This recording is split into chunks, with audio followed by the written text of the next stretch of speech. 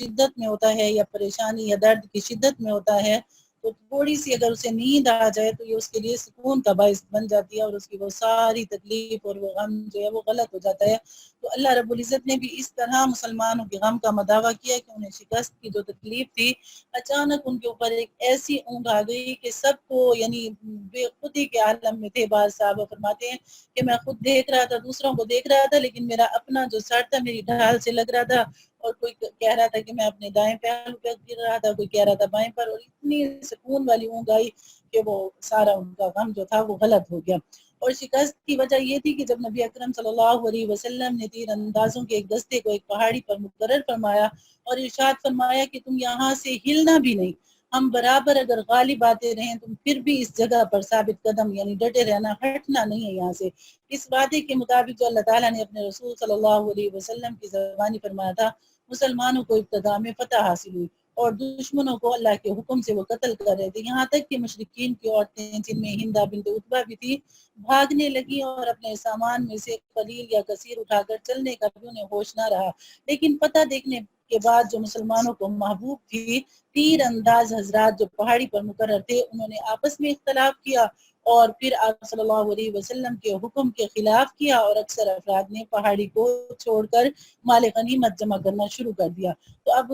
جب دشمن نے یہ دیکھا کہ یہ جگہ خالی ہو گئی ہے اور پہاڑی کا یہ اوپر والا حصہ خالی ہو گیا تو انہوں نے دوبارہ آ کر وہاں سے حملہ کر دیا اور مسلمان جو تھے وہ اپنا دفاع نہ کر سکے، تو اس وجہ سے انہیں یہ شکست ہو گئی۔ پھر اللہ تعالیٰ نے ان کے غم کو بھی غلط فرما دیا، دور فرما دیا، اور اللہ تعالیٰ نے معافی کا بھی اعلان فرما دیا کہ ان الذین تولوا منکم، کہ جو لوگ اس دن پشت پھیر کر چلے گئے تھے، دونوں جماعتیں آپس میں مد مقابل ہوئی تھی کہ شیطان نے ان کو تھوڑا سا پھسلا دیا تھا، پریشانی میں مبتلا کر دیا تھا، تو بعض ایسے اعمال کی وجہ سے جو انہوں نے کیے، اور البتہ تحقیق اللہ تعالیٰ نے انہیں معاف فرمایا، بے شک اللہ تعالیٰ بخشنے والا علم والا ہے۔ اس آیت کریمہ میں مسلمانوں کو تسلی بھی دی کیونکہ ان کی معافی کا اعلان فرمایا ہے، اور یہ بھی بتایا ہے کہ جو لوگ پشت پھیر کر چل دیے تھے ان کو شیطان نے پھسلایا تھا، تو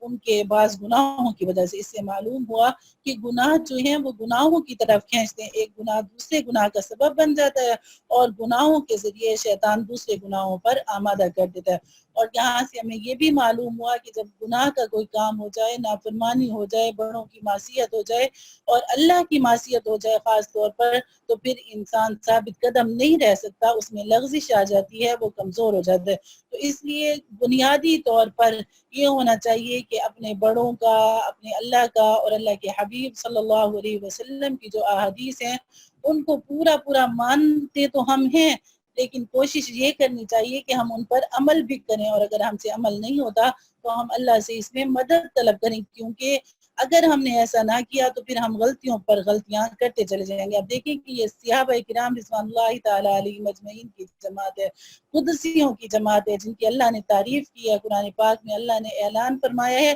کہ رضی اللہ عنہم ورضوان، کہ اللہ ان سے راضی ہے اور وہ ان سے راضی ہے، اور اللہ نے ان کے گناہوں کو بھی معاف فرما دیا، اور یہ وہ خوش نصیب لوگ ہیں جن کو اللہ نے دنیا میں جنت کی خوشخبری دے دی، لیکن پھر ان سے بھی لغزش ہو گئی۔ تو ہم تو نہایت کمزور لوگ ہیں، تو ہمیں یہ چاہیے کہ ہمیں ہر وقت یعنی ہم سے اگر چھوٹا سا بھی گناہ ہو جائے ہم اس پر اللہ سے توبہ استغفار کریں، معافی مانگیں، تاکہ یہ نہ ہو کہ ایک گناہ کے بعد دوسرے گناہ کو طاقت ملے اور وہ ہمیں اپنی طرف کھینچے۔ اب ہم اپنا سبق شروع کرتے ہیں، آیت نمبر 156 ہے آج ہمارا سبق، سورہ آل عمران۔ اعوذ باللہ من الشیطان الرجیم، بسم اللہ الرحمن الرحیم۔ یا ایہا الذین آمنوا لا تکونوا کالذین کفروا وقالوا لإخوانهم اذا ضربوا في الارض او كانوا غزا لو كانوا عندنا ما ماتوا وما قتلوا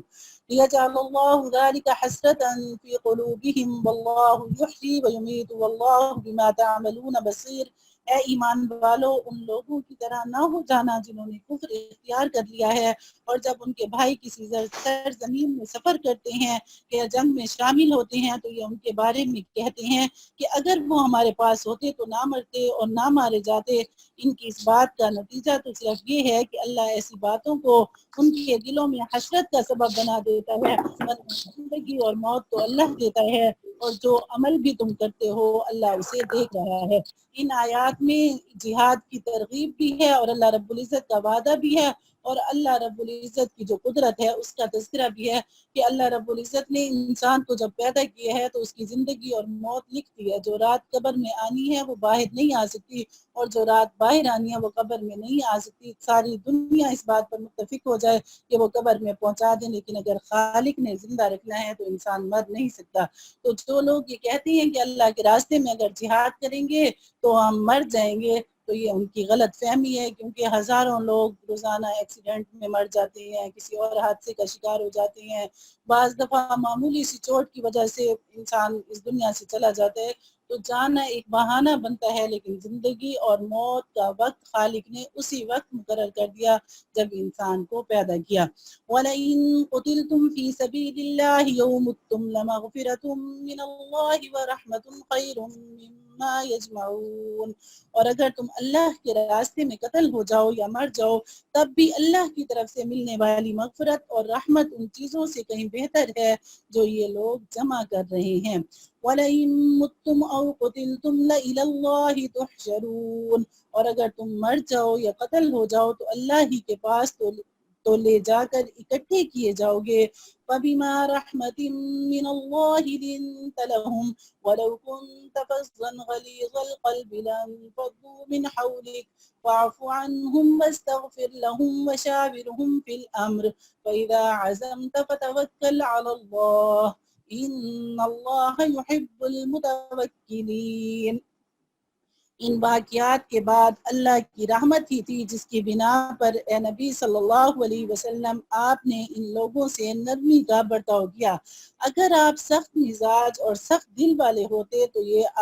آپ کے آس پاس سے ہٹ جاتے، لہٰذا ان کو معاف فرما دیجئے، ان کے لیے مغفرت کی دعا کیجئے اور ان سے اہم معاملات میں مشورہ لیتے رہیے. پھر جب آپ کی پختہ رائے کر کے کسی بات کا عزم ہو جائے تو اللہ پر بھروسہ کیجیے. یعنی جب آپ کی رائے اس بات پر پکی ہو جائے، کوئی فیصلہ، جیسے اب یہ فیصلہ ہوا تھا کہ آپ چاہتے تھے کہ مدینہ منورہ کے اندر رہا جائے اور باقی لوگ کہتے تھے کہ باہر رہنا ہے، تو آپ نے جب عزم کر لیا، ارادہ کر لیا، مشورہ جو ہے اس میں طے کر لیا، تو پھر اب آپ اللہ پر بھروسہ کیجیے. اور اللہ یقیناً بھروسہ کرنے والوں سے محبت کرتا ہے، توکل کرنے والوں سے محبت کرتا ہے. إِن يَنصُرْكُمُ اللَّهُ فَلَا غَالِبَ لَكُمْ وَإِن يَخْذُلْكُمْ فَمَنْ ذَا الَّذِي يَنصُرُكُم مِّن بَعْدِهِ وَعَلَى اللَّهِ فَلْيَتَوَكَّلِ الْمُؤْمِنُونَ. اگر اللہ تمہاری مدد کرے تو کوئی تم پر غالب آنے والا نہیں،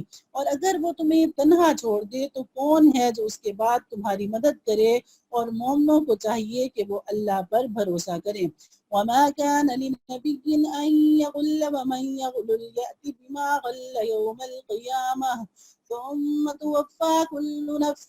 مَّا كَسَبَتْ وَهُمْ لَا يُظْلَمُونَ. اور کسی نبی سے یہ نہیں ہو سکتا کہ وہ مال غنیمت میں خیانت کرے. شاید اس بات کو یہاں ذکر کرنے کی وجہ یہ ہے کہ مال غنیمت اکٹھا کرنے کے لیے اتنی جلدی کی ضرورت نہیں تھی، کیونکہ جو مال بھی حاصل ہوتا خواہ وہ کسی نے جمع کیا ہو، بالآخر نبی اکرم صلی اللہ علیہ وسلم ہی اسے شرعی قاعدے سے انصاف کے ساتھ تقسیم فرماتے اور ہر شخص کو اس کا حصہ مل جاتا، کیونکہ کوئی نبی مال غنیمت میں خیانت نہیں کر سکتا. وہی یعنی پیچھے والا تعلق کہ انہوں نے مال غنیمت جمع کرنے میں جلدی کی، تو کیا انہیں یہ فکر تھی کہ آپ صلی اللہ علیہ وسلم انہیں صحیح طرح سے تقسیم کر کے نہیں دیں گے.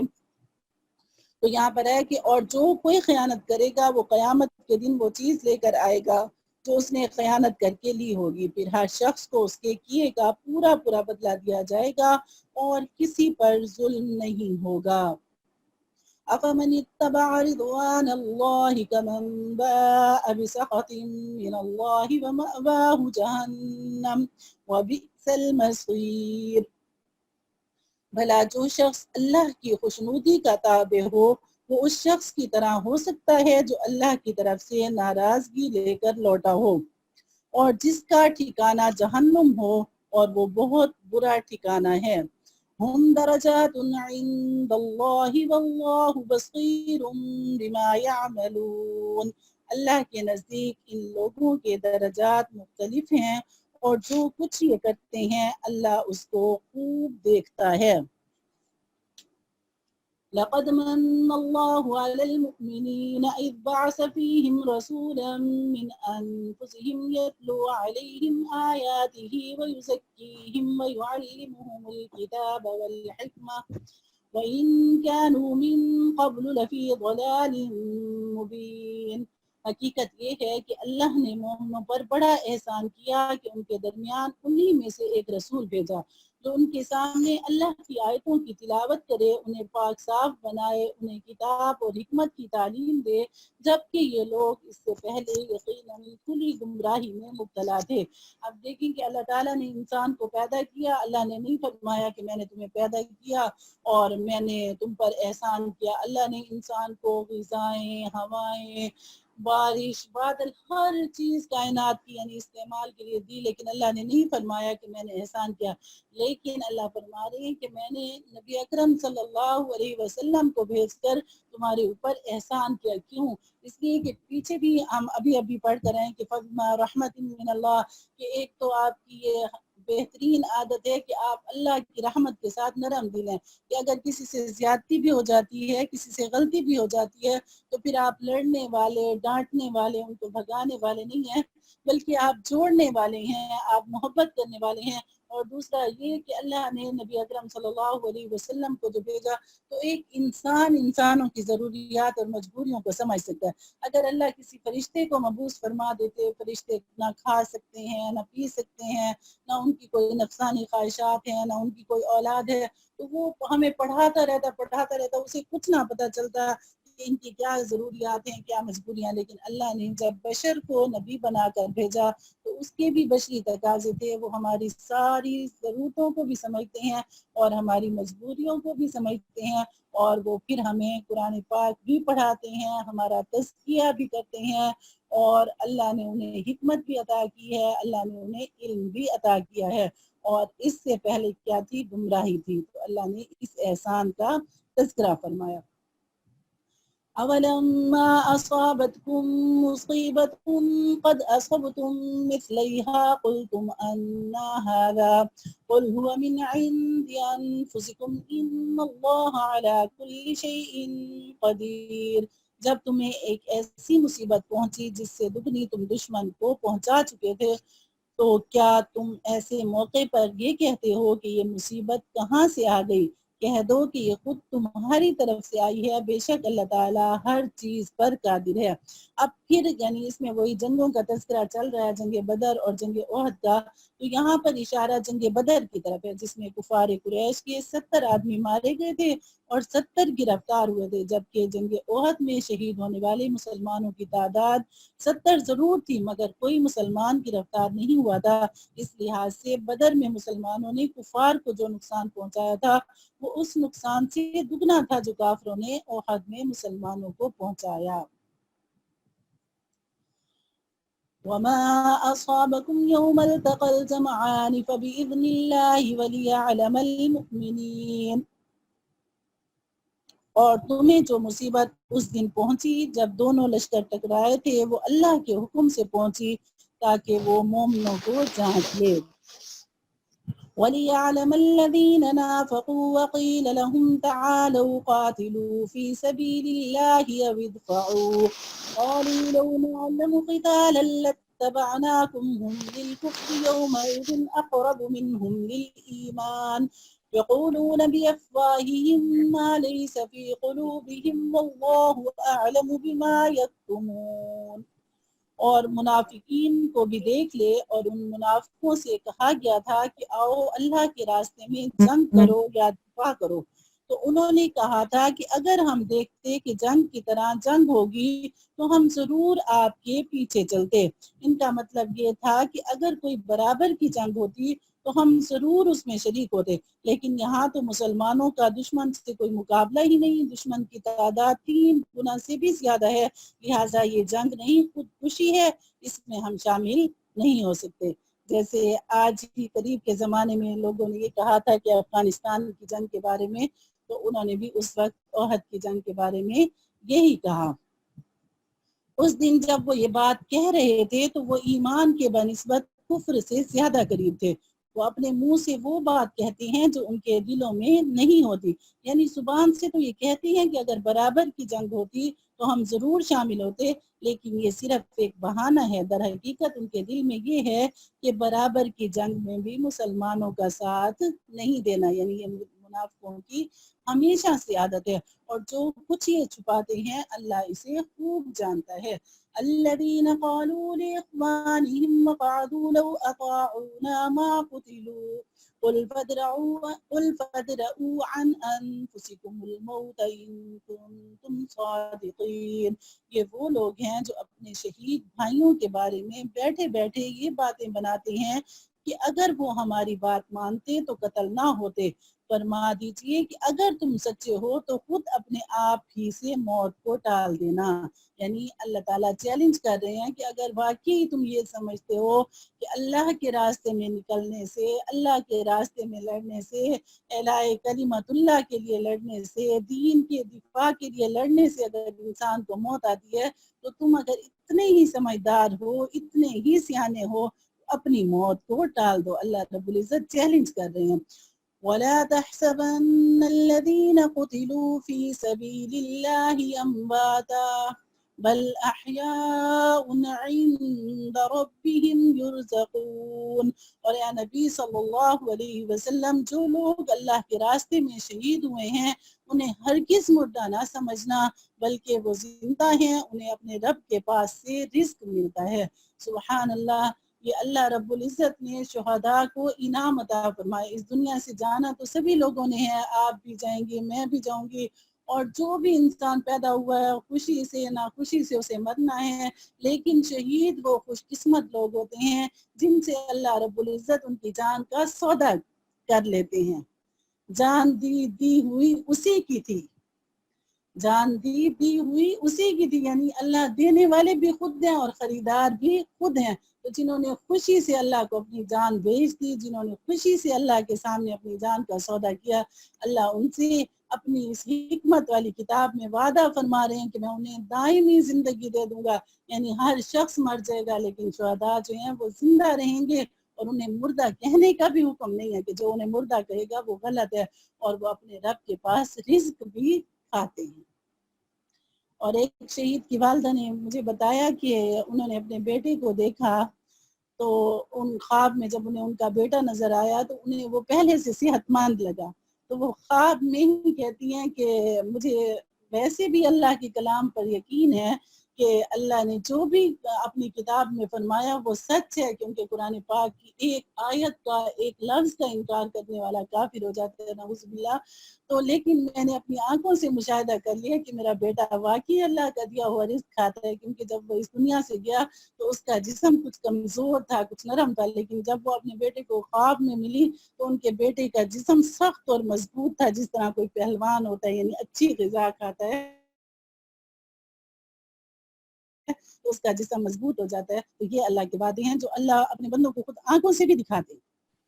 فرحين بما آتاهم الله من فضله ويستبشرون بالذين لم يلحقوا بهم من خلفهم ألا خوف عليهم ولا هم يحزنون۔ اللہ نے ان کو اپنے فضل سے جو کچھ دیا ہے وہ اس پر مگن ہے، اور ان کے پیچھے جو لوگ ابھی ان کے ساتھ شہادت میں شامل نہیں ہوئے ان کے بارے میں اس بات پر بھی خوشی مناتے ہیں کہ جب وہ ان سے آ کر ملیں گے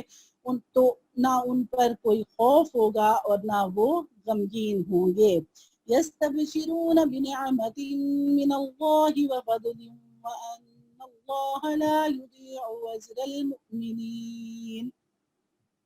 وہ اللہ کی نعمت اور فضل پر بھی خوشی مناتے ہیں اور اس بات پر بھی کہ اللہ مومنوں کا اجر ضائع نہیں کرتا۔ الذين استجابوا لله والرسول من بعد ما أصابهم القرح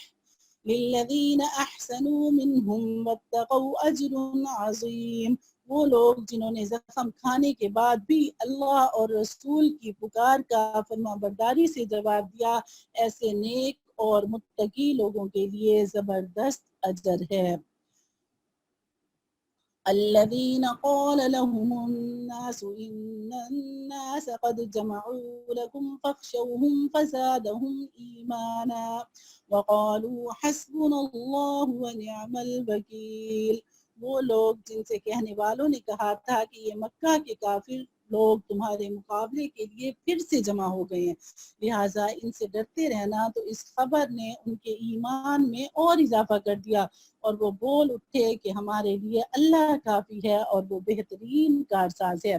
جب کفار مکہ احد کی جنگ سے واپس چلے گئے تو راستے میں انہیں پچھتاوا ہوا کہ ہم جنگ میں غالب آ جانے کے باوجود خام خواہ واپس آ گئے، اگر ہم کچھ اور زور لگاتے تو تمام مسلمانوں کا خاتمہ ہو سکتا تھا۔ اس خیال کی وجہ سے انہوں نے مدینہ منورہ کی طرف لوٹنے کا ارادہ کیا۔ دوسری طرف نبی اکرم صلی اللہ علیہ وسلم نے شاید ان کے ارادے سے باخبر ہو کر یا احد کے نقصان کی تلافی کے لیے جنگ احد کے اگلے دن صبح ہی صحابہ میں یہ اعلان فرمایا کہ ہم دشمن کے تعاقب میں جائیں گے، اور جو لوگ جنگ احد میں شریک تھے صرف وہ ہمارے ساتھ چلیں۔ صحابہ کرام اگرچہ احد کے واقعات سے زخم خوردہ تھے اور تھکے ہوئے بھی تھے، مگر انہوں نے نبی اکرم صلی اللہ علیہ وسلم کی اس دعوت پر لبیک کہا، جس کی تعریف اس آیت میں کی گئی ہے۔ نبی اکرم صلی اللہ علیہ وسلم اپنے صحابہ کے ساتھ مدینہ منورہ سے نکل کر حمراء الاسد کے مقام پر پہنچے، یعنی اس غزوہ کو بھی حمراء الاسد کہتے ہیں اس لیے کہ وہ مقام تھا۔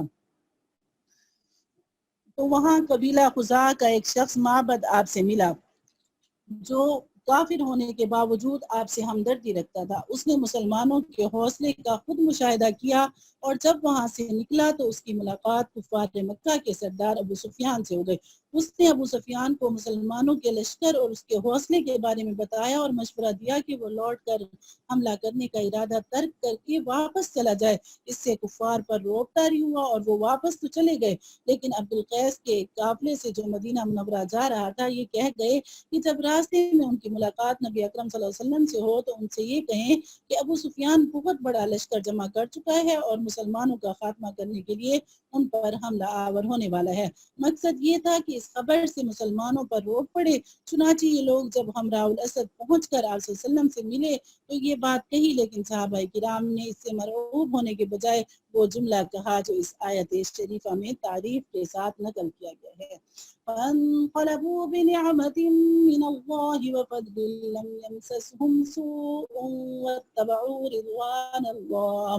والله ذو فضل عظیم۔ نتیجہ یہ کہ یہ لوگ اللہ کی نعمت اور فضل لے کر اس طرح واپس آئے کہ انہیں ذرا بھی تکلیف نہیں پہنچی، اور وہ اللہ کی خوشنودی کے تابع رہے، اور اللہ فضل عظیم کا مالک ہے۔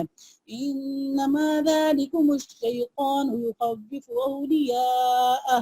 فلا تخافوهم وخافون ان کنتم مؤمنین۔ در حقیقت یہ تو شیطان ہے جو اپنے دوستوں سے ڈراتا ہے، لہٰذا اگر تم مومن ہو تو ان سے خوف نہ کھاؤ اور بس میرا خوف رکھو۔ وَلَا يَحْزُنْكَ الَّذِينَ يُسَارِعُونَ فِي الْكُفْرِ إِنَّهُمْ لَن يَضُرُّوا اللَّهَ شَيْئًا يُرِيدُ اللَّهُ أَلَّا يَجْعَلَ لَهُمْ حَظًّا فِي الْآخِرَةِ وَلَهُمْ عَذَابٌ عَظِيمٌ۔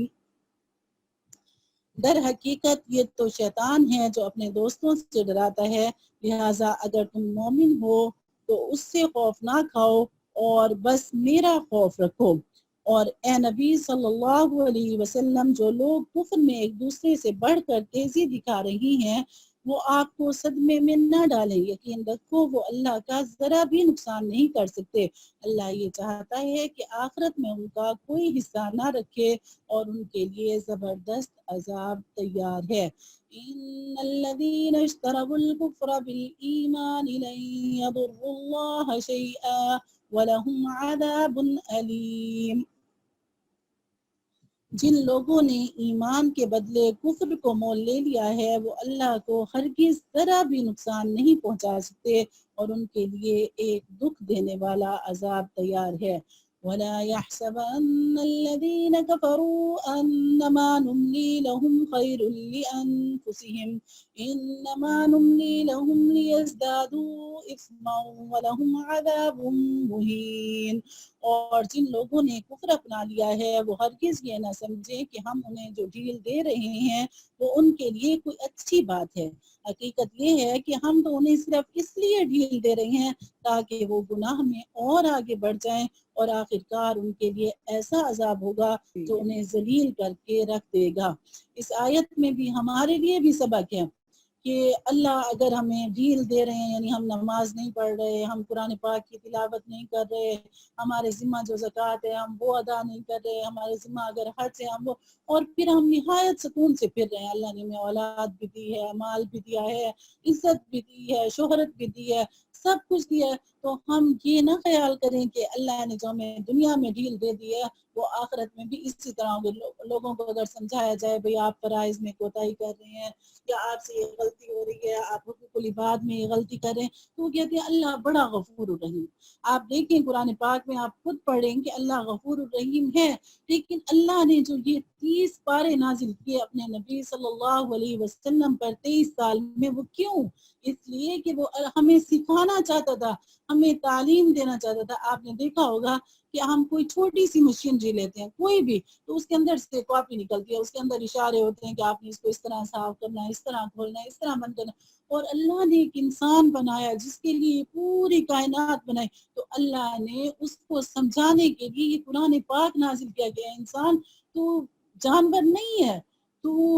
کھلا یعنی اس طرح آزاد نہیں ہے، بلکہ جب تم نے لا الہ الا اللہ محمد الرسول اللہ کی زنجیر اپنے گلے میں ڈالی ہے، اب تجھے میرا حکم مان کر چلنا ہوگا، بلکہ میری اطاعت کے ساتھ میرے حبیب صلی اللہ علیہ وسلم کی اطاعت بھی تجھ پر ضروری ہے. اس لیے تجھے ہر قدم پر یہ سوچنا ہوگا کہ میرا یہ قدم اللہ اور اس کے حبیب صلی اللہ علیہ وسلم کی اطاعت میں اٹھ رہا ہے یا مخالف سمت میں اٹھ رہا ہے. اگر تو صحیح راستے پر جا رہا ہے پھر تو ٹھیک ہے، لیکن ورنہ اس ڈھیل کو یہ نہ سمجھنا کہ یہ دنیا میں ڈھیل ہے تو آخرت کے لیے بھی ڈھیل نہیں، پھر تم عذاب مہین کے لیے تیار ہو جاؤ. ما كان الله ليذر المؤمنين على ما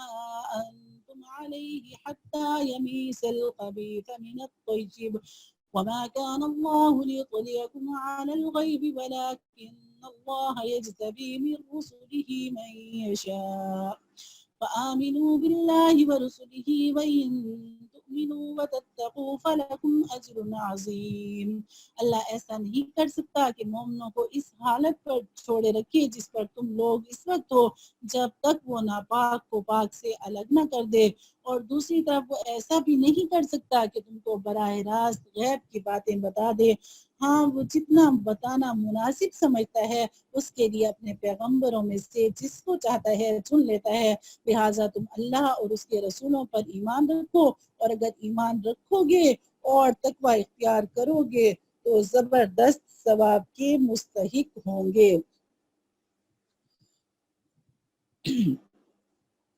ان آیات میں کافروں کے ایک شبہ کا جواب دیا گیا ہے کہ اگر کافر لوگ اللہ تعالیٰ کو ناپسند ہیں تو انہیں دنیا میں عیش و عشرت کی زندگی کیوں حاصل ہے؟ جواب یہ دیا گیا ہے کہ ان لوگوں کو آخرت میں کوئی حصہ نہیں ملنا، اس لیے اللہ تعالیٰ انہیں دنیا میں ڈھیل دیے ہوئے ہیں جس کی وجہ سے یہ مزید گناہوں میں ملوث ہوتے جا رہے ہیں. ایک وقت آنا ہے جب یہ اکٹھے عذاب میں پکڑ لیے جائیں گے، اور پھر اس وقت یہ جو ہے ان کو پتہ چلے گا کہ یہ جو ڈھیل تھی یہ ہمارے لیے عارضی تھی.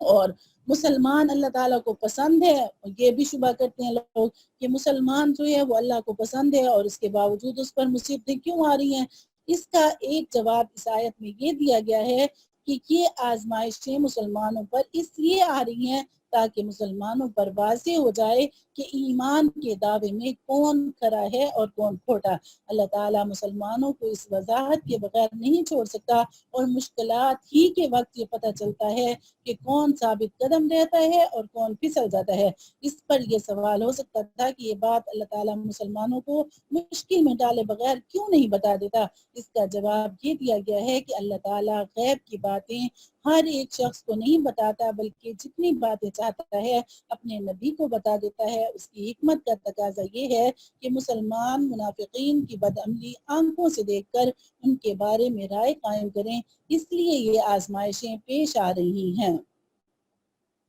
وَلَا يَحْسَبَنَّ الَّذِينَ يَبْخَلُونَ بِمَا آتَاهُمُ اللَّهُ مِنْ فَضْلِهِ هُوَ خَيْرًا لَهُمْ بل هو شر لهم سيطوقون ما بخلوا به يوم القيامة ولله ميراث السماوات والأرض والله بما تعملون خبير۔ اور جو لوگ اس مال میں بخل سے کام لیتے ہیں جو انہیں اللہ نے اپنے فضل سے عطا فرمایا ہے، وہ ہرگز یہ نہ سمجھیں کہ یہ ان کے لیے کوئی اچھی بات ہے، اس کے برعکس یہ ان کے حق میں بہت بری بات ہے۔ جس مال میں انہوں نے بخل سے کام لیا ہوگا، قیامت کے دن وہ ان کے گلے کا طوق بنا دیا جائے گا، اور سارے آسمان اور زمین کی میراث صرف اللہ ہی کے لیے ہے، اور جو عمل بھی تم کرتے ہو اللہ اس سے پوری طرح باخبر ہے۔ یعنی بخل کو حرام جو قرار دیا گیا ہے، وہ بخل جسے حرام قرار دیا گیا ہے یہ ہے کہ جہاں اللہ تعالی خرچ کرنے کا حکم دے انسان وہاں خرچ نہ کرے، مثلا زکوٰۃ نہ دے۔ ایسی صورت میں جو مال انسان بچا کر رکھے گا قیامت کے دن وہ اس کے گلے میں طوق بنا کر ڈالا جائے گا۔ حدیث شریف میں اس کی تشریح نبی اکرم صلی اللہ علیہ وسلم نے یہ فرمائی ہے کہ ایسا مال ایک زہریلے سانپ کی شکل میں منتقل کر کے اس کے گلے میں ڈال دیا جائے گا، جو اس کی باچھیں پکڑ کر کہے گا کہ میں ہوں تیرا مال، میں ہوں تیرا جمع کیا ہوا خزانہ۔ اللہ تعالیٰ معاف فرمائیں، اللہ تعالیٰ توفیق دیں۔ جن لوگوں کو صدقہ کرنے کی عادت ہوتی ہے، خیرات کرنے کی عادت ہوتی ہے، صدقہ اللہ تعالیٰ کے غضب کو ٹھنڈا کر دیتا ہے، اور جو لوگ بخیل ہوتے ہیں وہ خود اپنے مال کی زکوٰۃ ہی ادا نہیں کرتے تو وہ صدقہ خیرات کس طرح کر سکتے ہیں؟ اس لیے اللہ نے اگر کم دیا ہے اس میں سے بھی دیں، اور جو زیادہ ہے اس میں سے بھی دیں، کیونکہ کوئی شخص بھی اللہ کے راستے میں خرچ کرنے کی وجہ سے فقیر نہیں ہو سکتا۔ اللہ کا وعدہ ہے کہ دنیا میں بھی اس کا مال بڑھ جاتا ہے، اور آخرت میں تو اس کے لیے جو اجر ہے اس کی کوئی نظیر ہی نہیں ہے۔ لقد سمع الله قول الذين قالوا إن الله فقير ونحن أغنياء سنكتب ما قالوا وقتلهم الأنبياء بغير حق ونقول ذوقوا عذاب الحريق۔ اللہ نے ان لوگوں کی بات سن لی ہے جو یہ کہتے ہیں کہ اللہ فقیر ہے اور ہم مالدار ہیں۔ ہم ان کی یہ بات بھی ان کے اعمال نامے میں لکھ لیتے ہیں، اور انہوں نے انبیاء کو جو ناحق قتل کیا ہے اس کو بھی، اور پھر کہیں گے کہ دہکتی ہوئی آگ کا مزہ چکھو۔ جب زکوٰۃ وغیرہ کے احکام آئے تو بعض یہودیوں نے ان کا مذاق اڑاتے ہوئے اس قسم کے گستاخانہ جملے کہے، نعوذ باللہ۔ ظاہر ہے کہ عقیدہ تو ان کا بھی یہ نہیں تھا کہ اللہ معاذ اللہ فقیر ہے، لیکن انہوں نے زکوٰۃ کے حکم کا مذاق اس طرح اڑایا تھا، اس لیے اللہ تعالیٰ نے اس بےہودہ جملے کا کوئی جواب نہیں دیا بلکہ اس پر عذاب کی وعید سنائی ہے۔ ذلك بما قدمت أيديكم وأن الله ليس بظلام للعبيد۔ یہ سب تمہارے ہاتھوں کے کرتوت کا نتیجہ ہے جو تم نے آگے بھیج رکھا تھا، ورنہ اللہ بندوں پر ظلم کرنے والا نہیں ہے۔ الذين قالوا إن الله عهد إلينا ألا نؤمن برسول حتى يأتينا بقربان تأكله النار قل قد جاءكم رسل من قبلي بالبينات وبالذي قلتم فلم قتلتموهم إن كنتم صادقين۔ یہ لوگ وہ ہیں جو کہتے ہیں اللہ نے ہم سے یہ وعدہ لیا ہے کہ کسی نبی پر اس وقت تک ایمان نہ لائیں جب تک وہ ہمارے پاس ایسی قربانی لے کر نہ آئے جسے آگ کھا جائے۔ تم کہو کہ مجھ سے پہلے تمہارے پاس بہت سے نبی کھلی نشانیاں بھی لے کر آئے، وہ چیز بھی جس کے بارے میں تم نے مجھ سے کہا ہے، پھر تم نے انہیں کیوں قتل کیا اگر تم واقعی سچے ہو؟ پچھلے انبیاء کرام کے زمانے میں طریقہ یہ تھا کہ جب کوئی شخص اللہ تعالیٰ کی خوشنودی کے لیے کوئی جانور قربان کرتا تو اس کو کھانا حلال نہیں ہوتا تھا، بلکہ وہ جانور ذبح کر کے کسی میدان میں یا ٹیلے پر رکھ دیتا تھا۔ اگر اللہ تعالیٰ قربانی قبول فرماتے تو آسمان سے ایک آگ آ کر اس قربانی کو کھا لیتی تھی، اور اس کو سوختنی قربانی یعنی جل جانے والی قربانی کہا جاتا تھا۔ نبی اکرم صلی اللہ علیہ وسلم کی شریعت میں یہ طریقہ ختم کر دیا گیا اور قربانی کا گوشت انسانوں کے لیے حلال کر دیا گیا۔ یہودیوں نے کہا تھا چونکہ نبی اکرم صلی اللہ علیہ وسلم ایسی قربانی لے کر نہیں آئے اس لیے ہم ان پر ایمان نہیں لاتے، چونکہ یہ محض وقت گزاری کا ایک بہانہ تھا اور حقیقت میں ایمان لانا پیش نظر نہیں تھا، اس لیے انہیں یاد دلایا گیا کہ ماضی میں ایسے نشانات تمہارے سامنے آئے تب بھی تم ایمان لانے کے بجائے انبیاء کرام کو قتل کرتے رہے ہو۔ فَإِن كَذَّبُوكَ فَقَدْ كُذِّبَ رُسُلٌ مِّن قَبْلِكَ جَاءُوا بِالْبَيِّنَاتِ وَالزُّبُرِ وَالْكِتَابِ الْمُنِيرِ۔ اے پیغمبر اگر پھر بھی یہ لوگ آپ کو جھٹلائیں تو یہ کوئی نئی بات نہیں ہے، آپ سے پہلے بھی بہت سے ان رسولوں کو جھٹلایا جا چکا ہے جو کھلی کھلی نشانیاں بھی لائے تھے، لکھے ہوئے صحیفے بھی اور ایسی کتاب بھی جو حق کو روشن کر دینے والی تھی۔ كل نفس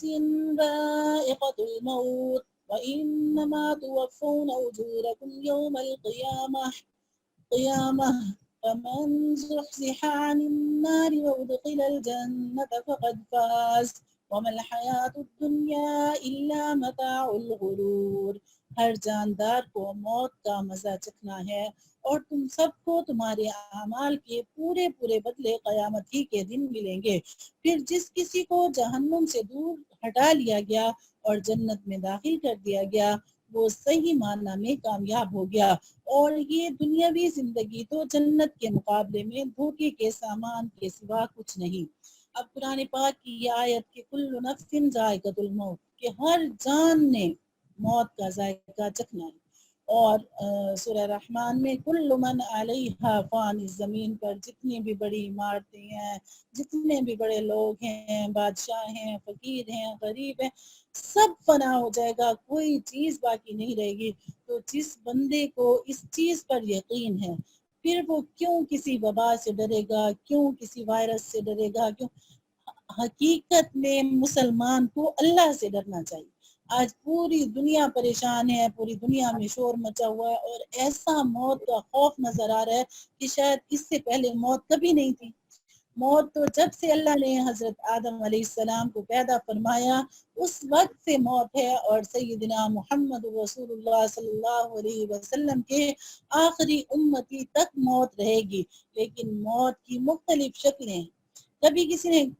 کبھی ایسا ہوا کہ کوئی آدمی مرا اور اس کے لیے کوئی بہانہ نہ ہو، اس کے لیے کوئی نہ کوئی بہانہ بن جاتا ہے قدرت کی طرف سے، کہتے ہیں کسی کو ہارٹ اٹیک ہو گیا، کسی کو یہ ہو گیا، کسی کو۔ تو جو لوگ کسی وائرس میں، کسی وبا میں اگر اللہ سے جا ملتے ہیں تو یہ بھی نبی اکرم صلی اللہ علیہ وسلم کے صحابہ کے ساتھ ہوا ہے۔ سیدنا حضرت معاذ بن جبل رضی اللہ تعالیٰ عنہ اور سیدنا حضرت ابو عبیدہ بن جراح رضی اللہ تعالیٰ عنہ جن کو امین الامت کا خطاب ملا ہے وہ طاعون کے مرض میں گئے ہیں۔ تو جس کی موت جس چیز سے لکھی ہوئی یہاں احتیاط کرنی چاہیے وہ بھی ٹھیک ہے، لیکن اتنا موت کا خوف کہ ایسے لگ رہا ہے کہ پوری دنیا کو صرف اس بات کا ڈر ہے کہ اس کرونا سے انسان مر جائے گا، اس سے پہلے موت نہیں تھی اور اس کے بعد بھی موت نہیں ہوگی۔ ہمیں موت کا یقین ہونا چاہیے۔ ہم نے شام والوں کی مدد کیوں نہ کی، ہمیں موت کا ڈر تھا کہ ہماری زندگی چلی جائے گی۔ ہم نے کشمیر والوں کی کیوں مدد نہ کی، ہمیں ڈر تھا کہ ہماری جان چلی جائے گی، ہمیں نقصان پہنچ جائے گا، ہماری املاک چل جائے گی۔ اللہ نے دکھایا کہ اللہ کی قدرت، اللہ کی طاقت اتنی بڑی ہے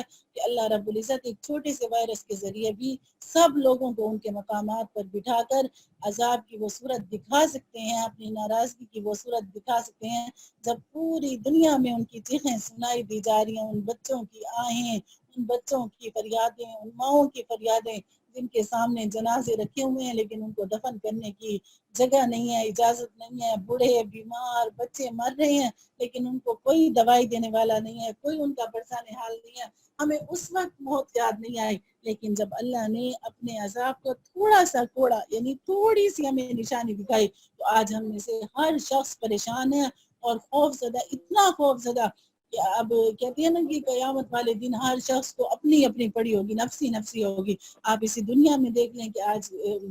عام پوسٹیں آئی ہوئی تھی، شاید آپ نے بھی پڑھا ہوگا کہ ایک والد نے مرتے وقت یہ درخواست کی ہے کہ میں چاہتا ہوں کہ میں اپنی فیملی کو ایک دفعہ دیکھ لوں، لیکن فیملی نے ملنے سے انکار کر دیا کہ یہ وائرس میں ہے، ہم اسے نہیں مل سکتے۔ حالانکہ ڈاکٹروں نے ساری احتیاطی تدابیر کر کے کو اس مرنے والے کی خواہش کو پورا کرنے کے لیے انہیں بلایا تھا. تو جب ہم دنیا میں اتنے بے حس ہو گئے تو قیامت والے دن کا تو آپ خود ہی سوچ لیجیے کہ وہاں کون کسی کو پوچھے گا. اس لیے جس نے اللہ کا ڈر پا لیا، جسے اللہ کا ڈر آ گیا،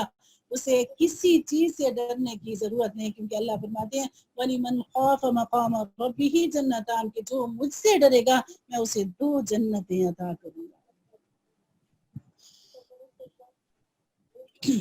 لَتُبْلَوُنَّ فِي أَمْوَالِكُمْ وَأَنفُسِكُمْ وَلَتَسْمَعُنَّ مِنَ الَّذِينَ أُوتُوا الْكِتَابَ مِنْ قَبْلِكُمْ وَمِنَ الَّذِينَ أَشْرَكُوا أَذًى كَثِيرًا وَإِن تَصْبِرُوا وَتَتَّقُوا فَإِنَّ ذَلِكَ مِنْ عَزْمِ الْأُمُورِ. مسلمانوں تمہیں اپنے مال و دولت اور جانوں کے معاملے میں اور آزمایا جائے گا، اور تم اہل کتاب اور مشرکین دونوں سے بہت سی تکلیف دہ باتیں سنو گے، اور اگر تم نے صبر اور تقوی سے کام لیا تو یقیناً یہی کام بڑی ہمت کے ہیں جو تمہیں اختیار کرنے ہیں. ہم صبر کس کو کہتے ہیں؟ جب ہم رو رو کے تھک جاتے ہیں، جب ہم ویلا کر کے تھک جاتے ہیں تو پھر ہم چپ کر جاتے ہیں. اس کو صبر اس کو نہیں کہتے. صبر یہ ہوتا ہے کہ انما الصبر عند الصدمة الاولى، کہ صبر صدمے کی پہلی چوٹ پر ہوتا ہے. نبی اکرم صلی اللہ علیہ وسلم ایک دفعہ ایک عورت کے پاس سے گزرے تو وہ اپنے بچے کی قبر پر بیٹھ کر رو رہی تھی. تو آپ صلی اللہ علیہ وسلم نے اسے صبر کی تلقین کی تو اس نے کہا کہ آپ کو وہ مصیبت نہیں پہنچی جو مجھے پہنچی ہے. بعد میں اسے کہا گیا کہ وہ تو نبی اکرم صلی اللہ علیہ وسلم تھے، گئی آپ سے معذرت کی. تو آپ صلی اللہ علیہ وسلم نے فرمایا کہ صبر کی تعریف یہ نہیں ہے کہ جب پہلے رو لو، شور مچا لو، واویلا کر لو، پھر اس پر معذرت کرو. اور صبر کی اور بھی قسمیں، ہم صرف یہ سمجھتے ہیں کہ کسی کے مر جانے پر، کسی تکلیف کے آ جانے پر صبر کی اور بھی قسمیں. صبر کی ایک قسم یہ ہے کہ اپنے نفس کو اطاعت پر روکیں، اللہ کی اطاعت پر. نفس ضد کر رہا ہے گناہ کرنے پر، نفس ضد کر رہا ہے اپنی منمانی کرنے پر، لیکن ہم نے اس پر اپنا پاؤں رکھا ہو کہ نہیں نہیں نہیں ایسا تم نے نہیں کرنا. اور اسی طرح نفس کو گناہوں سے روکنا اور اطاعت پر ڈٹے رہنا، اس کو بھی صبر کہتے ہیں. یہ بھی صبر کی تعریف ہے. اور اللہ نے وَإِن تَصْبِرُوا کہ پہلے صبر کرو گے اور پھر تقوی، یعنی پہلے صبر ہے اور پھر تقوی ہے. اور پھر اللہ نے خود تعریف کیا کہ یہ صبر کرنا اور تقوی اختیار کرنا یہ بڑا ہمت کا کام ہے. یعنی یہ عام لوگوں کو یہ درجہ نہیں ملتا، اللہ اپنے چنے ہوئے لوگوں کو یہ درجہ عطا فرماتے ہیں. وَإِذْ أَخَذَ اللَّهُ مِيثَاقَ الَّذِينَ أُوتُوا الْكِتَابَ لَتُبَيِّنُنَّهُ لِلنَّاسِ وَلَا تَكْتُمُونَهُ فنبذوه وراء ظهورهم واشتروا به ثمنا قليلا فبئس ما يشترون. اور ان لوگوں کو وہ وقت نہ بھولنا چاہیے جب اللہ تعالیٰ نے اہل کتاب سے یہ عہد لیا تھا کہ تم اس کتاب کو لوگوں کے سامنے ضرور کھول کھول کر بیان کرو گے اور اس کو چھپاؤ گے نہیں. پھر انہوں نے اس عہد کو پس پشت ڈال دیا اور اس کے بدلے تھوڑی سی قیمت حاصل کر لی. اس طرح کتنی بری ہے وہ چیز جو یہ مول لے رہے ہیں. یعنی اب بھی اس وقت بھی انہوں نے ایسی کیا، اپنی کتاب میں تحریف کی اور غلط فتوے دیے، اور جو مالدار لوگ آتے تھے وہ پیسے دے کر اپنی مرضی کے مطابق فیصلہ کروا لیتے تھے تو وہ مسائل میں نرمی. آج ہمارے دین میں بھی ایسے لوگ کھڑے ہو گئے. انہوں نے کہا کہ ہم نے لوگوں کو دین سکھانا ہے تو ہم آسان دین کے نام پر لوگوں کیوں؟ اللہ نے کوئی مشکل ڈالی ہی نہیں ہے، دین میں تو سختی ہے ہی نہیں، دین میں تو آسانی ہے. اللہ نے ہمیں آسانیاں، آج سب کو سمجھ آ رہی ہے نا کہ وضو کرنے کا کیا فائدہ ہے، ناک میں زیادہ پانی پہنچانے کا کیا فائدہ ہے، آنکھوں کا، کانوں کا مسا،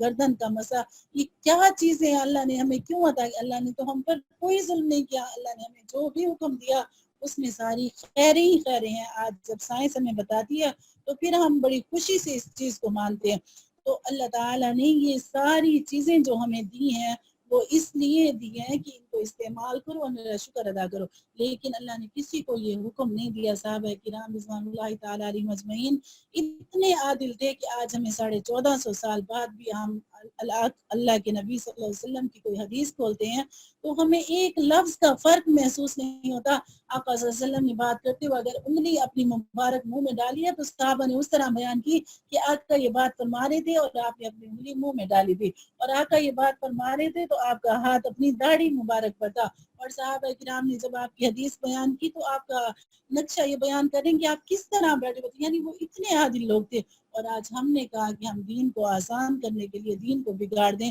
تو پھر ہمارا حشر بھی اسی طرح ہوگا جس طرح کتابین اہل کتابین کا ہوا، کہ انہوں نے اپنی شریعت کو آہستہ آہستہ مٹاتے گئے، ختم کرتے گئے، اور وہ بالکل مسخ ہو گئے۔ لیکن اللہ نے ہمیشہ سے اس کا یہ وعدہ لیا ہے کہ اس کو عادل ہاتھوں میں دیں گے، اور یہ کبھی ایسے ہاتھوں میں نہیں جائے گی جہاں سے ضائع ہو جائے۔ اس لیے جتنی بھی مشکل ہو، لیکن وہی بات بیان کرنی چاہیے جو قرآن و حدیث کی ہو، اس کو ہمیں نرم کرنے کی ضرورت نہیں۔ لا تحسبن الذين يفرحون بما أتوا ويحبون أن يحمدوا بما لم يفعلوا فلا تحسبنهم بمفازة من العذاب ولهم عذاب أليم۔ یہ ہرگز نہ سمجھنا کہ جو لوگ اپنے کیے پر بڑے خوش ہیں اور چاہتے ہیں کہ ان کی تعریف ان کاموں پر بھی کی جائے جو انہوں نے کیے ہی نہیں، ایسے لوگوں کے بارے میں ہرگز یہ نہ سمجھنا کہ وہ عذاب سے بچنے میں کامیاب ہو جائیں گے، ان کے لیے دردناک سزا تیار ہے۔ وَلِلَّهِ مُلْكُ السَّمَاوَاتِ وَالْأَرْضِ وَاللَّهُ عَلَى كُلِّ شَيْءٍ قَدِيرٌ، اور آسمانوں اور زمین کی سلطنت صرف اللہ کی ہے، اور اللہ ہر چیز پر مکمل قدرت رکھتا ہے۔ إن في خلق السماوات والأرض واختلاف الليل والنهار لآيات لأولي الألباب۔ بے شک آسمانوں اور زمین کی تخلیق میں اور رات دن کے باری باری آنے جانے میں ان عقل والوں کے لیے بڑی نشانیاں ہیں۔ الذين يذكرون الله قياما وقعودا وعلى جنوبهم ويتفكرون في خلق السماوات والأرض ربنا ما خلقت هذا باطلا سبحانك فقنا عذاب النار۔ جو اٹھتے بیٹھتے اور لیٹے ہوئے ہر حال میں اللہ کو یاد کرتے ہیں اور آسمانوں اور زمین کی تخلیق پر غور کرتے ہیں اور انہیں دیکھ کر بول اٹھتے ہیں کہ اے ہمارے رب، آپ نے یہ سب کچھ بے مقصد پیدا نہیں کیا، آپ ایسے فضول کام سے پاک ہیں، بس آپ ہمیں جہنم کی آگ سے بچا لیجئے۔ ربنا انك من تدخل النار فقد اخزيته وما للظالمين من انصار۔ اے ہمارے رب، آپ جس کسی کو جہنم میں داخل کریں گے اسے آپ نے یقیناً رسوا ہی کر دیا، اور ظالموں کو کسی قسم کے مددگار نصیب نہیں ہوں گے۔ ربنا اننا سمعنا مناديا ينادي للإيمان أن آمنوا بربكم فآمنا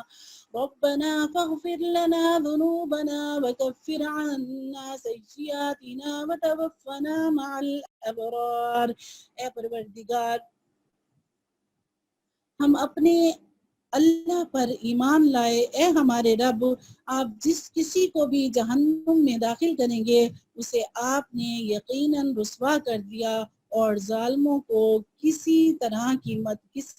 کے مددگار نصیب نہ ہوں گے۔ اے ہمارے رب، ہم نے ایک منادی کو سنا جو ایمان کی طرف پکار رہا تھا، اپنے پروردگار پر ایمان لاؤ، چنانچہ ہم ایمان لے آئے، لہٰذا اے ہمارے رب، ہماری خاطر ہمارے گناہ بخش دیجئے، ہماری برائیوں کو ہم سے مٹا دیجئے، اور ہمیں نیک لوگوں میں شامل کر کے اپنے پاس بلائیے۔ یہ کتنی پیاری دعائیں ہیں، ان کو یاد کرنا چاہیے اور انہیں بار بار پڑھنا چاہیے کہ اللہ اس میں تعریف کر رہے ہیں کہ جو بندے جب رات کو آنکھ کھلتی ہے تب بھی اللہ کا ذکر کرتے ہیں۔ تو اللہ کے نبی صلی اللہ علیہ وسلم کی عادت تھی کہ جب آپ باہر تشریف لاتے اٹھ کر تو آپ انہی آیات کو پڑھتے تھے، ان فی خلق السماوات سے ان آیات کو پڑھتے تھے۔ یہ ساری دعائیں آپ تہجد کے وقت جو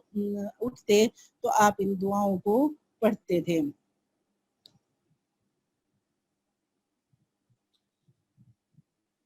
ربنا وآتنا ما وعدتنا على رسلك ولا تخزنا يوم القيامة إنك لا تخلف الميعاد۔ اور اے ہمارے رب، ہمیں وہ کچھ بھی عطا فرمائیے جس کا وعدہ آپ نے اپنے پیغمبروں کے ذریعے ہم سے کیا ہے، اور ہمیں قیامت کے دن رسوا نہ کیجیے، یقیناً آپ وعدہ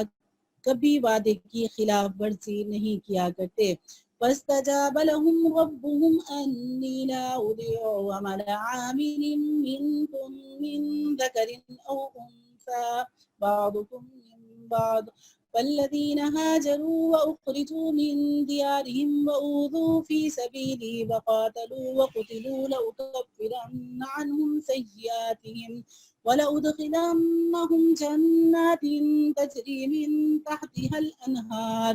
ثوابا من عند الله والله عنده حسن الثواب۔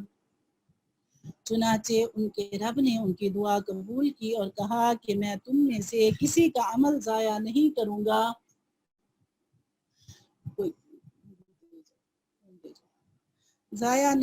گا، خواہ وہ مرد ہو یا عورت، تم سب آپس میں ایک جیسے ہو۔ لہٰذا جن لوگوں نے ہجرت کی اور انہیں ان کے گھروں سے نکالا گیا اور میرے راستے میں انہیں تکلیفیں دی گئیں، اور جنہوں نے دین کی خاطر لڑائی لڑی اور شہید ہو گئے، میں ان سب کی برائیوں کا ضرور کفارہ کر دوں گا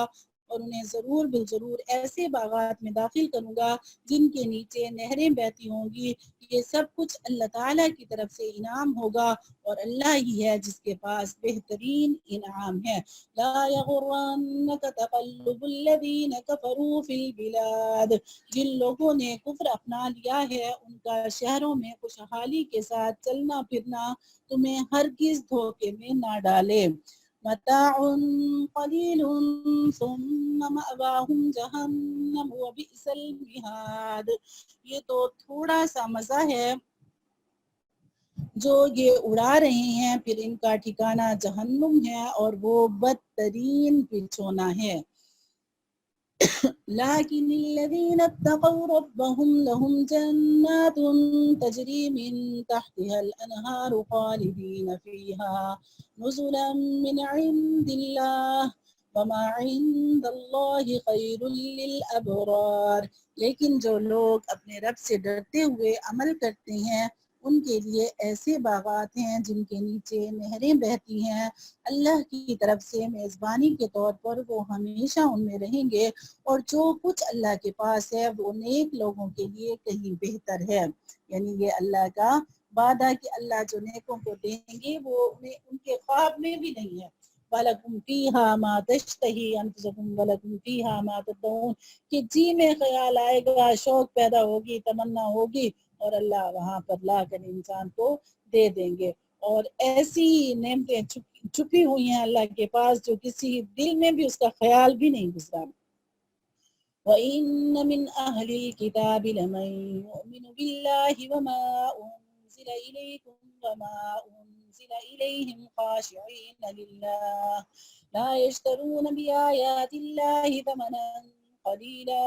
أُولَئِكَ لَهُمْ أَجْرُهُمْ عِنْدَ رَبِّهِمْ إِنَّ اللَّهَ سَرِيعُ الْحِسَابِ۔ اور بے شک اہل کتاب میں بھی ایسے لوگ موجود ہیں جو اللہ کے آگے عجز و نیاز کا مظاہرہ کرتے ہوئے اللہ پر بھی ایمان رکھتے ہیں، اس کتاب پر بھی جو تم پر نازل کی گئی ہے اور اس پر بھی جو ان پر نازل کی گئی تھی،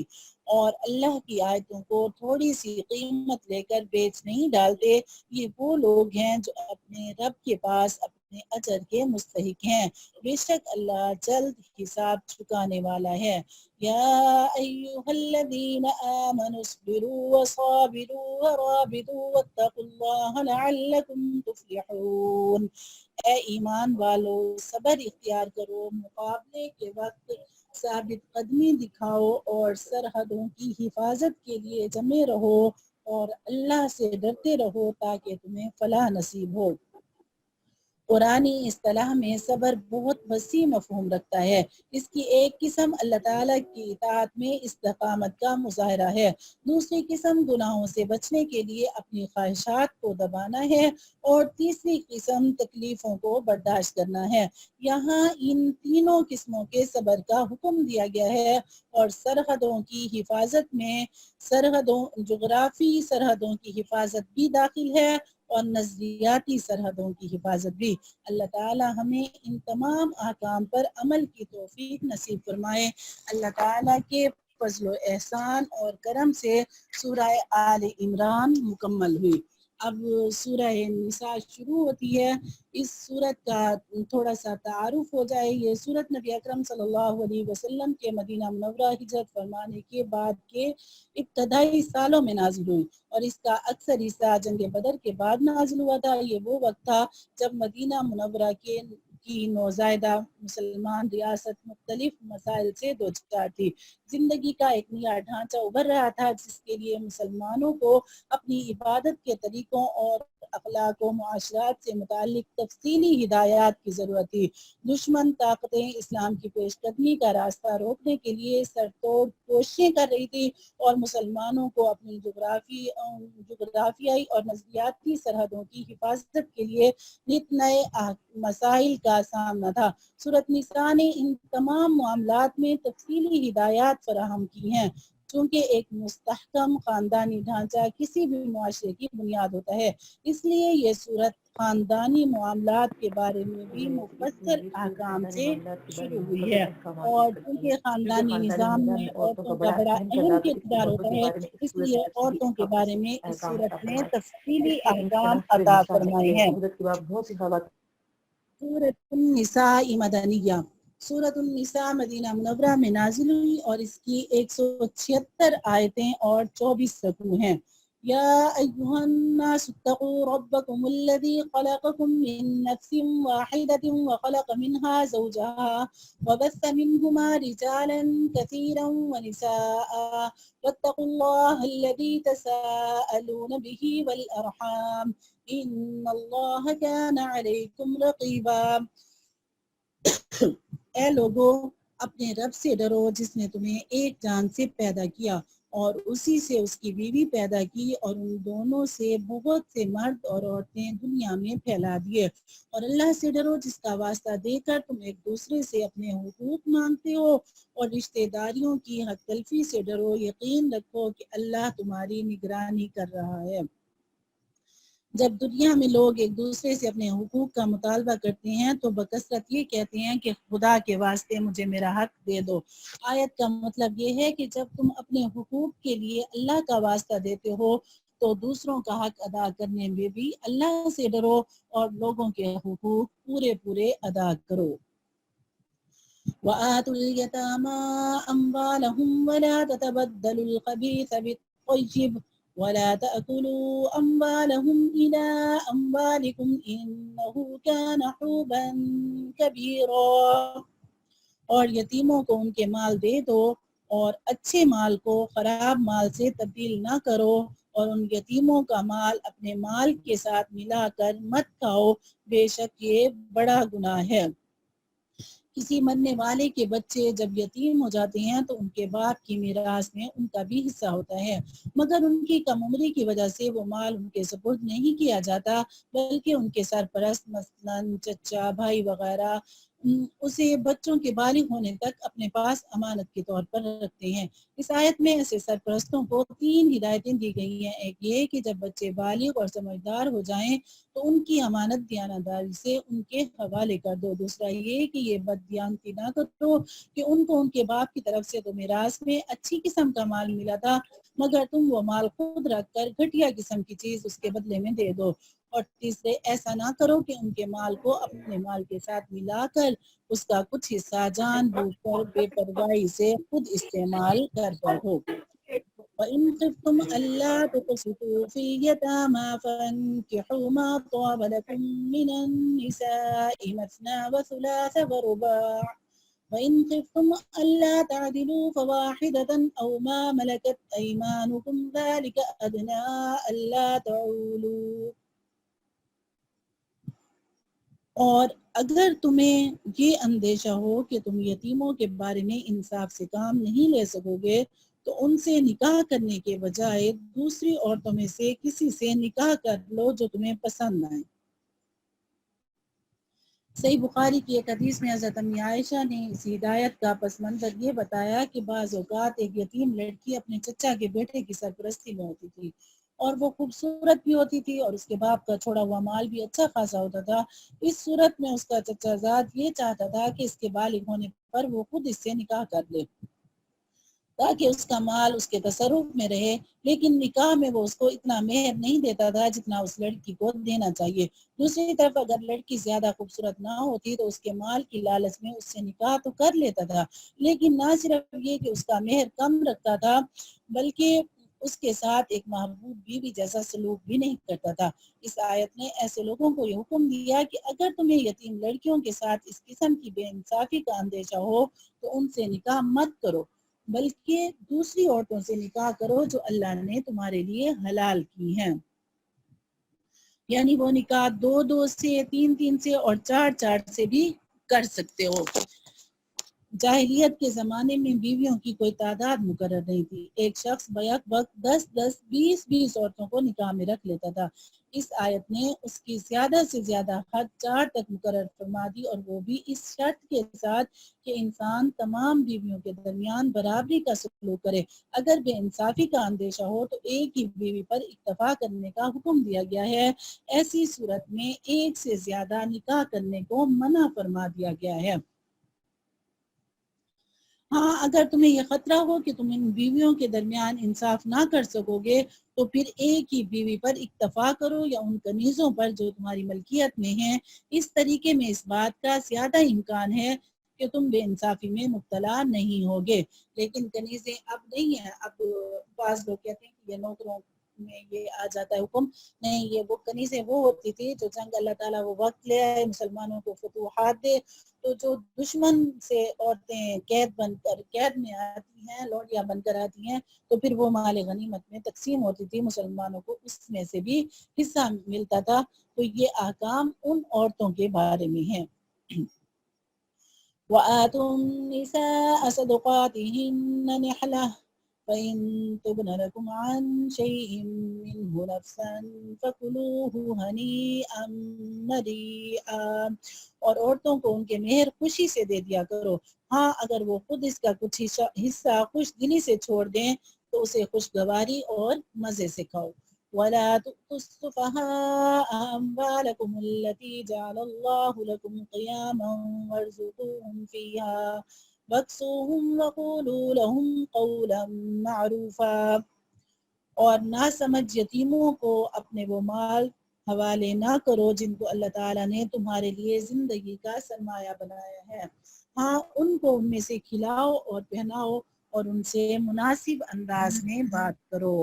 یتیموں کے سرپرستوں کی ذمہ داریاں بیان کی جا رہی ہیں کہ ایک طرف تو انہیں یتیموں کے مال کو امانت سمجھ کر انتہائی احتیاط سے کام لینا ہے، دوسری طرف یہ بھی خیال رکھنا ہے کہ یتیموں کا پیسہ ایسے وقت ان کے حوالے کیا جائے جب ان میں روپے پیسے کی ٹھیک دیکھ بھال کی سمجھ اور اسے صحیح مصرف پر خرچ کرنے کا سلیقہ آ چکا ہو۔ جب تک وہ نہ سمجھیں ان کا مال ان کی تحویل میں نہیں دینا چاہیے۔ اگر وہ خود مطالبہ کریں کہ ان کا مال ان کے حوالے کر دیا جائے تو انہیں مناسب انداز میں سمجھا دینا چاہیے۔ اگلی آیت میں اسی اصول کی مزید وضاحت کرتے ہوئے فرمایا گیا ہے کہ وقتاً فوقتاً ان یتیم بچوں کو آزماتے رہنا چاہیے کہ وہ اتنے سمجھدار ہو گئے ہیں کہ انہیں اپنے مال کے صحیح استعمال کا سلیقہ آ گیا ہے۔ یہ بھی واضح کر دیا گیا ہے کہ صرف بالغ ہو جانا بھی کافی نہیں، بلوغ کے بعد بھی اگر وہ سمجھدار نہ ہو پائے ہوں تو مال ان کے حوالے نہ کیا جائے،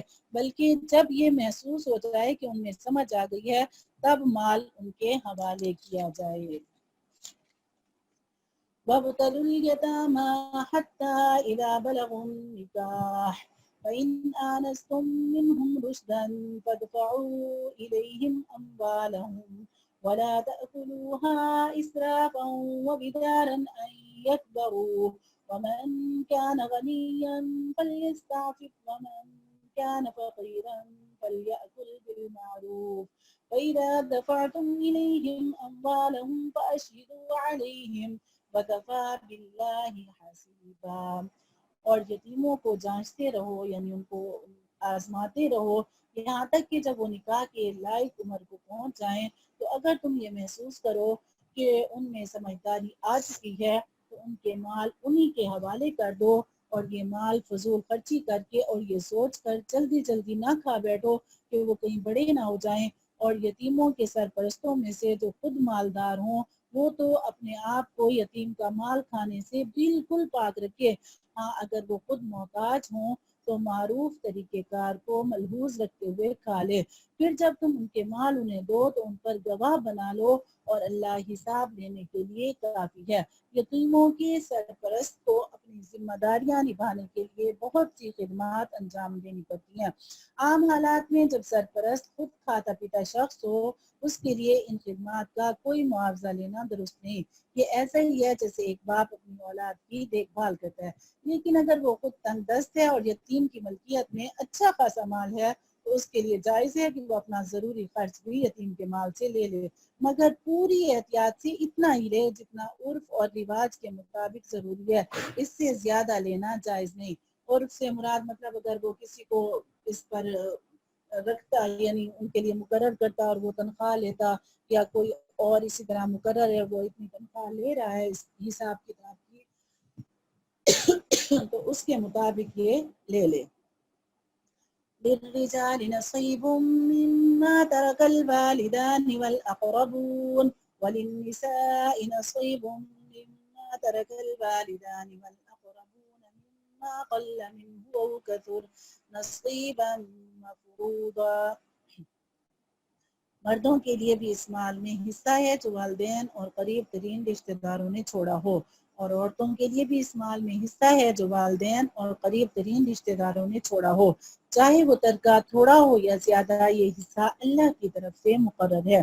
جاہلیت کے زمانے میں عورتوں کو میراث میں کوئی حصہ نہیں دیا جاتا تھا۔ نبی اکرم صلی اللہ علیہ وسلم کے سامنے بعض ایسے واقعات پیش آئے کہ ایک شخص کا انتقال ہوا اور وہ بیوی اور نابالغ بچے چھوڑ کر گیا اور اس کے سارے ترکے پر اس کے بھائیوں نے قبضہ کر لیا۔ بیوی کو تو عورت ہونے کی وجہ سے میراث سے محروم رکھا گیا اور بچوں کو نابالغ ہونے کی وجہ سے کچھ نہ دیا گیا۔ اس موقع پر یہ آیت نازل ہوئی جس میں واضح کر دیا گیا کہ عورتوں کو میراث سے محروم نہیں رکھا جا سکتا۔ وَإِذَا حَضَرَ الْقِسْمَةَ أُولُو الْقُرْبَى وَالْيَتَامَى وَالْمَسَاكِينُ فَارْزُقُوهُم مِّنْهُ وَقُولُوا لَهُمْ قَوْلًا مَّعْرُوفًا۔ اور جب میراث کی تقسیم کے وقت غیر وارث رشتہ دار یتیم اور مسکین لوگ آ جائیں تو ان کو بھی اس میں سے کچھ دے دو اور ان سے مناسب انداز میں بات کرو۔ جب میراث تقسیم ہو رہی ہو تو بعض ایسے لوگ بھی موجود ہوتے ہیں جو شرعی اعتبار سے وارث نہیں ہیں۔ قرآن کریم نے یہ ہدایت دی ہے کہ ان کو بھی کچھ دے دینا بہتر ہے، مگر ایک تو یہ یاد رکھنا چاہیے کہ اس ہدایت پر عمل کرنا مستحب یعنی پسندیدہ ہے، واجب نہیں۔ دوسرا اس پر عمل کرنے کا طریقہ یہ ہے کہ بالغ ورثاء ایسے لوگوں کو اپنے حصے میں سے دیں، نابالغ ورثاء کے حصے میں سے کسی اور کو دینا جائز نہیں ہے۔ وَلْيَخْشَ الَّذِينَ لَوْ تَرَكُوا مِنْ خَلْفِهِمْ ذُرِّيَّةً ضِعَافًا خَافُوا عَلَيْهِمْ فَلْيَتَّقُوا اللَّهَ وَلْيَقُولُوا قَوْلًا سَدِيدًا۔ اور وہ لوگ یتیموں کے مال میں یعنی غلط کرنے سے، اس کو کھانے سے، خرد برد کرنے سے ڈریں، جو اگر اپنے پیچھے کمزور بچے چھوڑ کر جائیں تو ان کی طرف سے فکر مند رہیں گے، لہٰذا وہ اللہ سے ڈریں اور سیدھی سیدھی بات کہا کریں۔ یعنی جس طرح تمہیں اپنے بچوں کی فکر ہوتی ہے کہ ہمارے مرنے کے بعد ان کا کیا ہوگا، اس طرح دوسروں کے بچوں کی فکر کرو اور ان یتیموں کے مال میں خرد برد کرنے سے ڈرو، یعنی اسے ایسے نہ کرو کہ اپنی مرضی سے اسے جلدی جلدی خرچ کر لو، جلدی جلدی اسے استعمال کر لو۔ ان الذين يأكلون اموال اليتامى ظلما انما يأكلون في بطونهم نارا وسيصلون سعيرا۔ یعنی جس طرح تمہیں یعنی رشتہ داروں کو بتایا گیا ہے کہ جس طرح تم یعنی ڈرتے ہو کہ انگارے اپنے پیٹ میں بھرنے سے، تو اسی طرح اس سے بھی ڈرو کہ تم یتیم کا مال کھا رہے ہو تو وہ تمہارے پیٹ میں جہنم کی آگ کے انگاروں کی طرح جائے گا۔ مطلب یہ ہے کہ دنیا میں بھی تمہیں اس کا نقصان پہنچ سکتا ہے اور آخرت میں بھی نقصان پہنچ سکتا ہے۔ یوصیکم اللہ فی اولادکم للذکر مثل حظ الانثیین فإن كن نساء فوق اثنتين فلهن ثلثا ما ترك وإن كانت واحدة فلها النصف ولأبويه لكل واحد منهما السدس مما ترك إن كان له ولد فإن لم يكن له ولد وورثه أبواه فلأمه الثلث۔ اللہ تعالیٰ تمہاری اولاد کے بارے میں تمہیں حکم دیتا ہے، مرد کا حصہ 2 عورتوں کے برابر ہے۔ اگر صرف عورتیں ہی ہوں 2 یا 2 سے زیادہ تو مرنے والے نے جو کچھ حصہ چھوڑا ہے انہیں اس کا 2/3 حصہ ملے گا، اور اگر صرف ایک عورت ہو تو اسے کل مال کا آدھا حصہ ملے گا، اور مرنے والے کے والدین میں سے ہر ایک کو ترکے کا 6واں حصہ ملے گا، بشرطے کہ مرنے والے کی کوئی اولاد ہو۔ اگر اس کی کوئی اولاد نہ ہو اور اس کے والدین ہی اس کے وارث ہوں تو اس کی ماں 3/4 حصے کی حقدار ہوگی۔ آپ اس رکوع کو سن لیجئے، اس میں سے جو سمجھ آ جائے سمجھ لیجئے، لیکن یہ کہ اس میں اجمالی طور پر یعنی تھوڑا تھوڑا بتایا گیا۔ پھر جب یہ معاملات ہوتے ہیں، جیسے جب میراث تقسیم ہوتی ہے تو اس وقت کسی عالم کو بلا کر پوچھ لینا چاہیے کہ یہ ٹھیک ہے یا غلط ہے، ہمیں حصے کس طرح، لیکن ایک عام تقسیم بتائی ہے میراث کی، اور وہ یہ ہے کہ مرد کو عورت سے 2 حصہ ملے گا۔ فَإِن كَانَ لَهُ إِخْوَةٌ فَلِأُمِّهِ السُّدُسُ مِن بَعْدِ وَصِيَّةٍ يُوصِي بِهَا أَوْ دَيْنٍ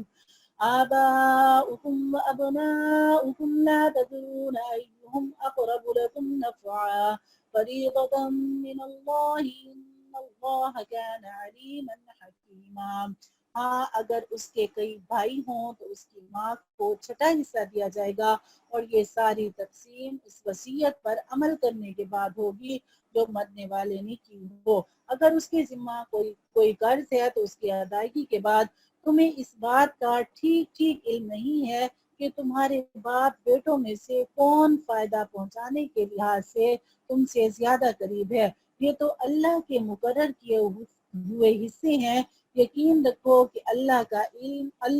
علم کا بھی مالک ہے اور حکمت کا بھی مالک ہے۔ یعنی اب اس میں بتا دیا گیا ہے کہ میت کا جو قرض ہے سب سے پہلے اس قرض کو اتارا جائے گا، اور اس قرض کے بعد جو اللہ تعالیٰ نے شریعت کے ذریعے حصے مقرر کیے ہیں اس طرح تقسیم کیا جائے گا۔ تمہیں نہیں معلوم کہ تمہارا کون زیادہ قریب ہے، اللہ زیادہ جانتا ہے کہ کس کا کیا حق ہے۔ تو اللہ نے جس طرح تمہیں تقسیم کا سمجھا دیا ہے تمہیں اس طرح سے تقسیم کرنی چاہیے، اور اگر کوئی بھی تقسیم کے اندر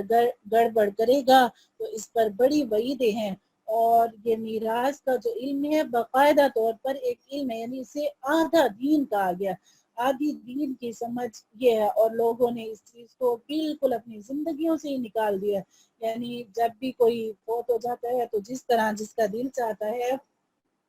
تو اس طرح مال کو تقسیم کر لیا جاتا ہے۔ تو حکم یہی ہے کہ جیسے کوئی اس دنیا سے، ویسے تو اس لیے حکم ہے نا کہ اپنی وصیت لکھ کر رکھیں تاکہ کوئی گڑبڑ نہ کر سکے، لیکن اگر کسی کو اچانک موت آ گئی اور اس نے فیصلہ نہیں کیا تو اب یہ گھر والوں کی ذمہ داری ہے کہ وہ اپنے دیندار ہونے کا یہ ثبوت دیں کہ سب سے پہلے میت کے مال کو تقسیم کریں، نہ اس میں سے رشتہ داروں کو کھلائیں نہ آنے والوں کو، کیونکہ اب اس کے اندر نابالغوں کا بھی حصہ ہوتا ہے، تو اس لیے اس مال کو خرچ نہیں کرنا چاہیے بلکہ اس کو پہلے تقسیم کرنا چاہیے۔ وَلَكُمْ نِصْفُ مَا تَرَكَ أَزْوَاجُكُمْ إِن لَّمْ يَكُن لَّهُنَّ وَلَدٌ